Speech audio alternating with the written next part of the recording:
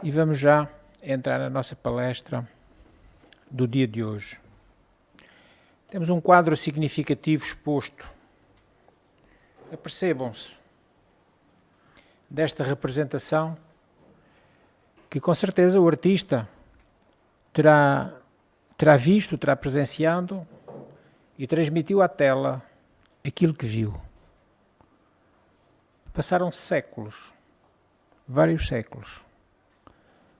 Estamos no ano de 1600. A cidade de Roma estava completamente abarrotada de gente.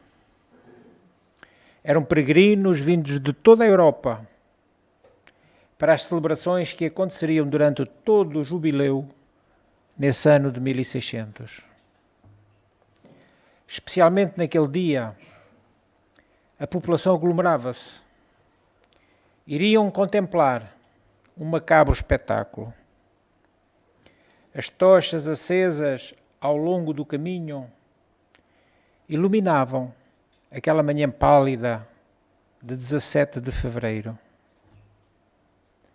O filósofo, astrónomo e matemático de 52 anos caminhava lentamente sobre as pedras frias da calçada. Descalço, acorrentado pelo pescoço, vestia um lençol branco estampado com cruzes. Também estavam desenhados demónios e chamas vermelhas. Aquele homem magro vencia a passos lentos os 800 metros, desde a Torre Nona, onde estiver encarcerado, e o Campo dei Fiori, o Campo das Flores, ampla praça, onde seria executado. Alguns monges seguiam ao seu lado, convidando-o ao arrependimento. De tempos a tempos, aproximava o crucifixo dos seus lábios, dando a oportunidade dele se salvar.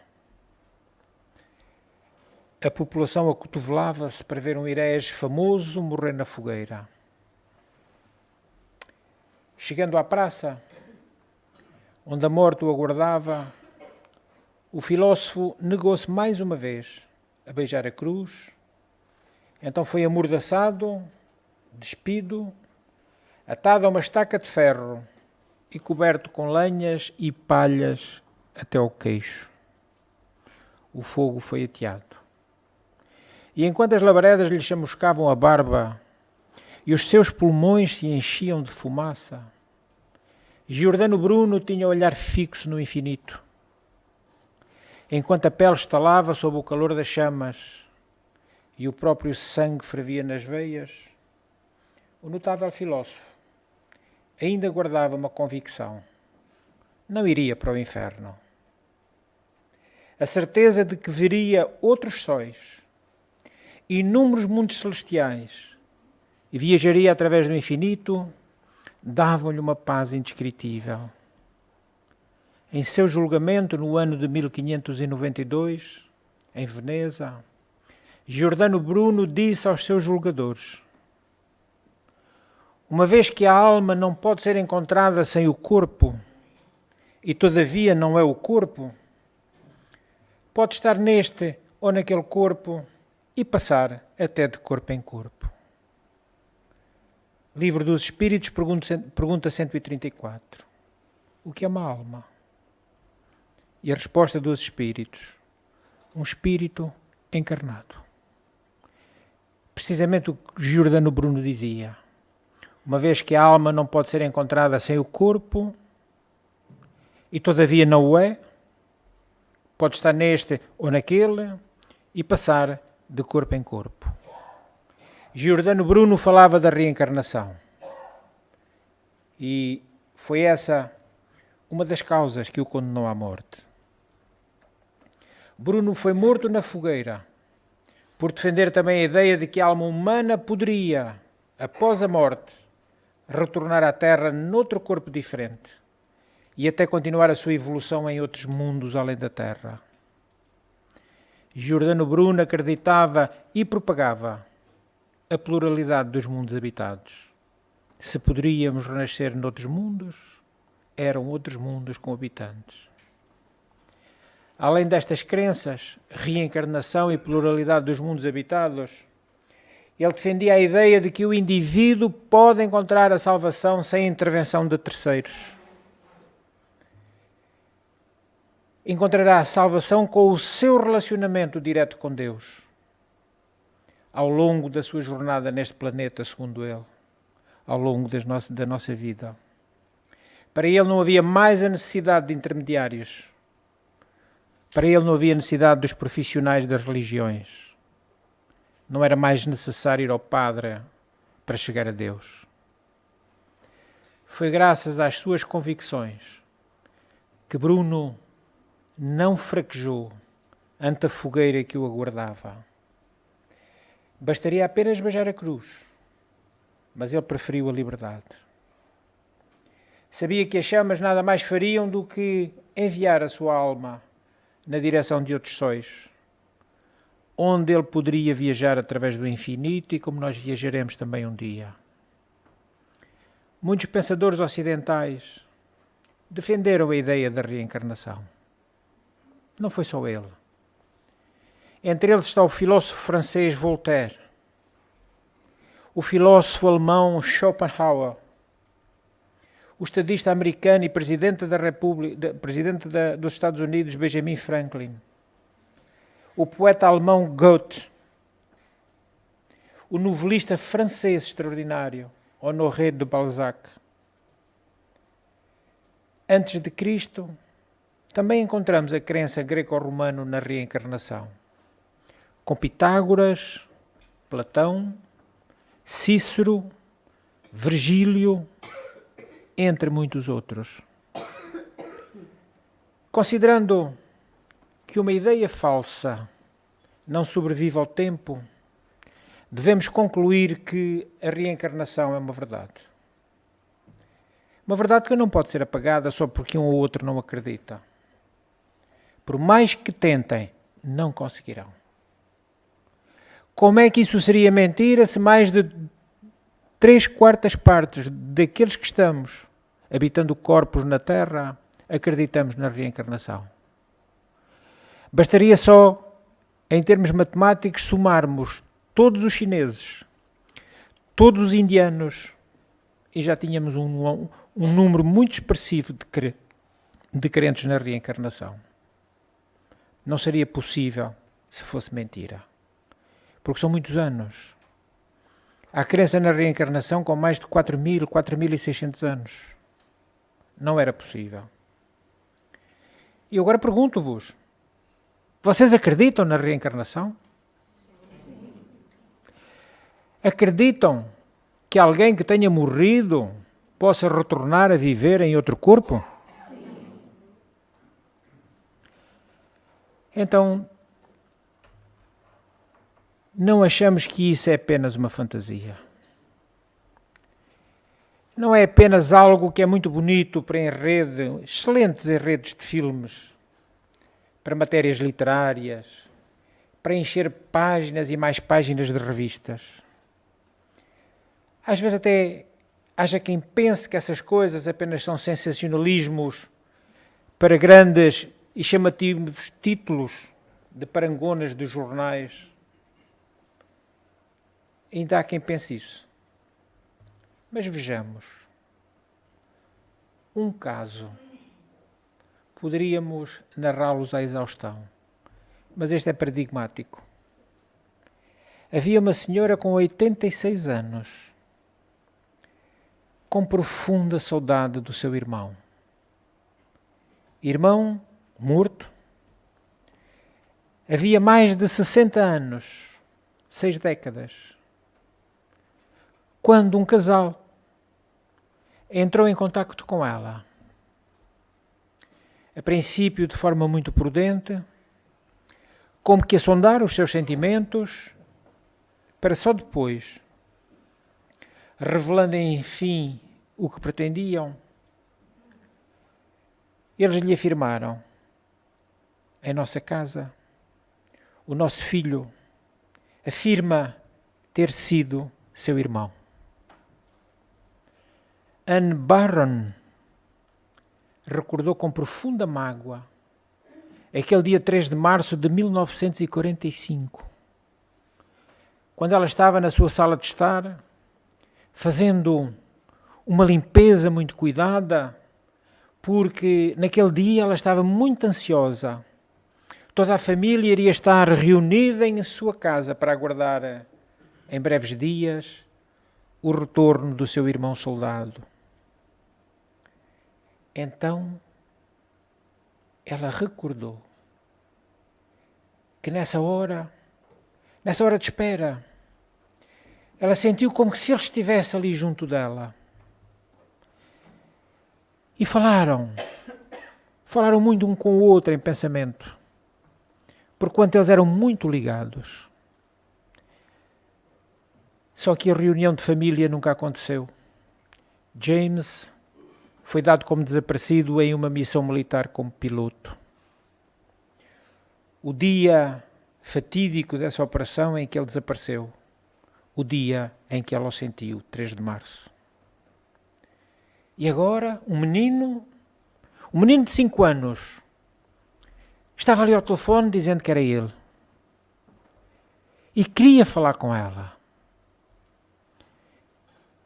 Quando ela aceitou, ele carinhosamente chamou-a do outro lado do telefone pelo seu diminutivo Annie. Ela estremeceu. Somente seu irmão a chamava dessa forma.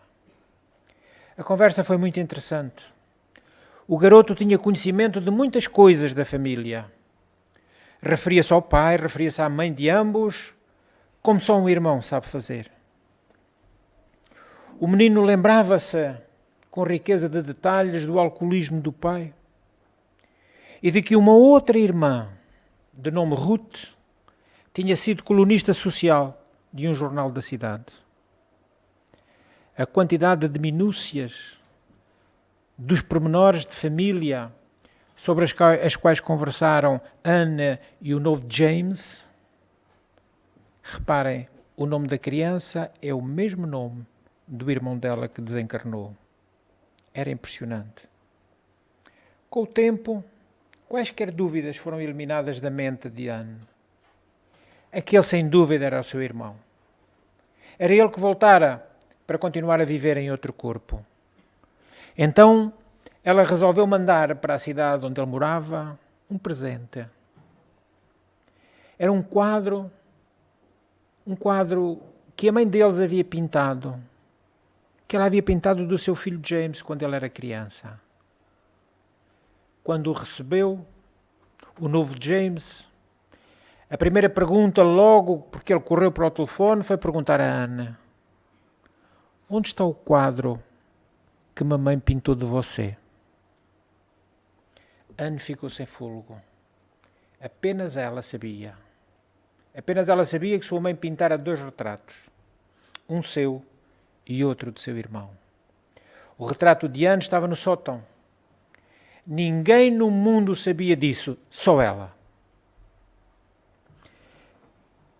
Então, o tempo foi passando e cada vez que ela falava com ela ao telefone, ela tinha mais certeza.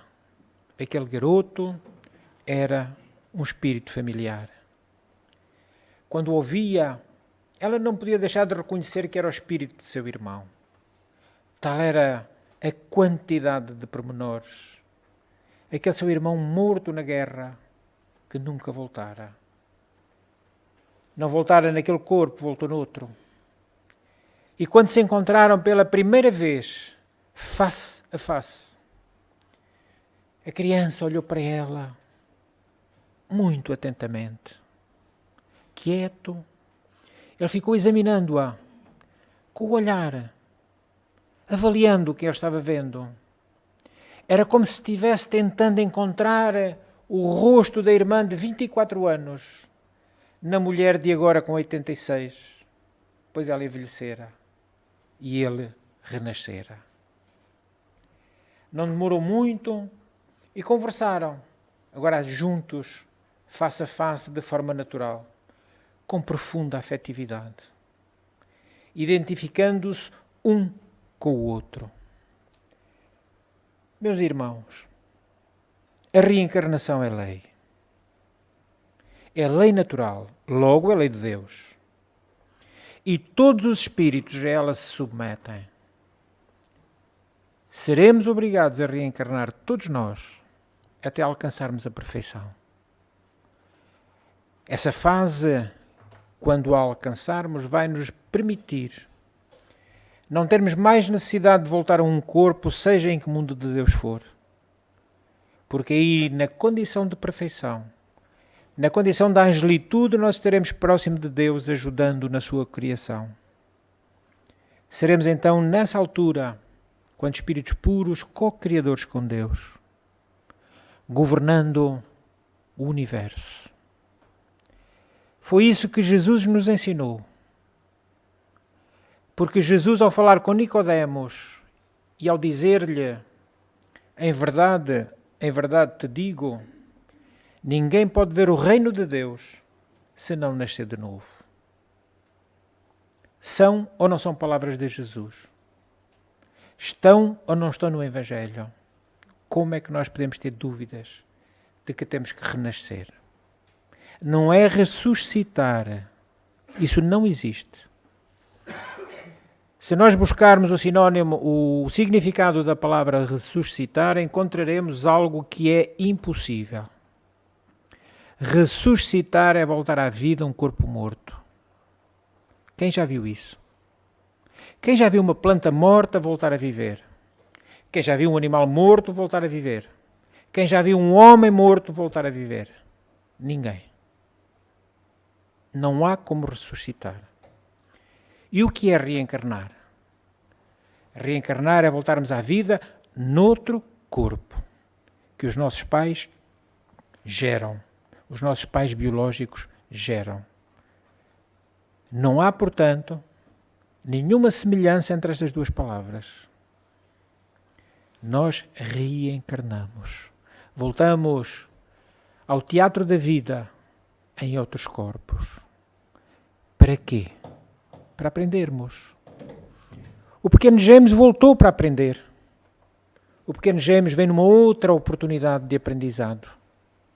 Como nós hoje, Fernando, Manuel, Joaquim, Francisco, Maria, Amélia, todos estamos neste mundo num corpo novo para renascermos. Me perdoem que o meu já não é novo, é velho. Mas jeito a ter mais corpos novos.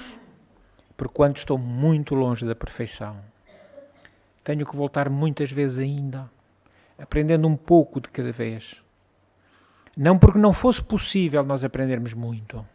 É possível, se quisermos. Mas somos teimosos, somos renitentes. Gostamos de coabitar com os vícios. Gostamos de ser teimosos. Independentemente disso, porque além da lei de reencarnação, outras leis de Deus existem, como a lei do progresso ou a lei de evolução, nós forçosamente seremos convidados ao reencarne para continuarmos aprendendo e evoluindo. Então que esta história verdadeira, porque como viram, nós tivemos o cuidado de pronunciar nomes, isto passou-se nos Estados Unidos da América e facilmente é possível encontrar a identificação real destas criaturas. Trouxemos este caso para que não nos fique mais dúvidas, não podemos mais ter dúvidas da reencarnação. Se nós acreditamos em Deus, se sabemos que Deus quer que sejamos felizes, vocês acreditam ou não? É que Deus não quer outra coisa. Mas nós ainda não somos felizes. Ou já somos? Muitos de nós não somos ainda. O que é sintomático de que necessitamos aprender ainda muita coisa para conseguirmos ser felizes. Então eu acreditando em Deus, sabendo que Ele quer a minha felicidade e eu ainda não o sou, é porque Ele quer que eu continue vivendo, aprendendo, exercitando o que é o viver para conseguir um dia atingir a felicidade. E isso eu só consigo pela reencarnação. Porque o meu corpo pode até ter uma longevidade grande. Eu posso fazer uma reencarnação de 120, 130, 140 anos? Posso. Mas o que é isso no somatório dos bilhões de anos que nós espíritos havemos de ter? O que são 140 anos? Um segundo, ou pouco menos do que isso. Então que estas oportunidades que nós vamos tendo, sobretudo esta atual, porque o importante para nós é vivermos o agora. O ontem está para trás. O amanhã não sabemos se temos, mas este momento agora nós temos. O presente é o verdadeiramente importante em cada um de nós. E o presente nesta hora e neste minuto é aqui onde nós estamos. Que as nossas mentes então estejam completamente lúcidas, para que ao ouvirmos aquilo que é verdade, nós consigamos perceber e aceitar nos nossos corações, a fim de que possa ser aprendizado, para que as nossas vidas tenham sentido e possam ir adiante. A reencarnação está aí. Nós estamos reencarnados. Façamos o melhor que pudermos desta vez, para que na próxima tenhamos um pouco mais de felicidade do que quando tivemos nesta. Ou que na próxima não tenhamos o sofrimento que eventualmente temos nesta. Isso não depende de Deus. Isso não depende dos outros. É uma tarefa exclusiva de cada um de nós. Viveremos de acordo com aquilo que somos e com o que fazemos e com o que pensamos. E é isso que determina como é, como estará, como será a minha vida. Que Jesus nos abençoe.